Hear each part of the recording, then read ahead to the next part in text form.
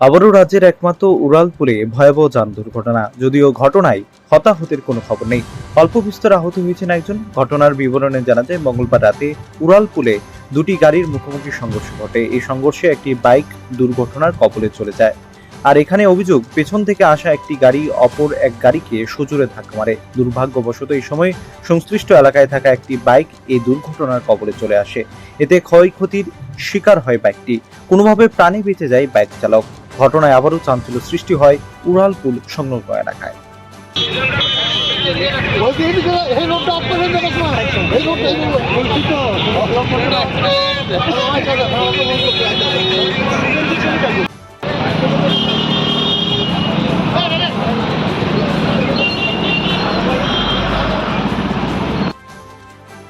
নামছিলাম ওই দিক থেকে, হঠাৎ করে এখানে স্লো স্পিড ব্রেকার ছিল, স্লো করেছি, হঠাৎ করে দেখি পেছন থেকে এটা মেরেছে।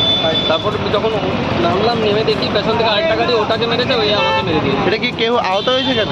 একজন কিছু হয়েছে, একজন হাসপাতালে গেছে। গাড়িটা কোথা থেকে কোথা দিয়ে যাচ্ছিল? হ্যাঁ, গাড়িটা কোন দিক থেকে কোন দিকে যাচ্ছিল? আগরতলা থেকে ড্রপ কেটেছিল।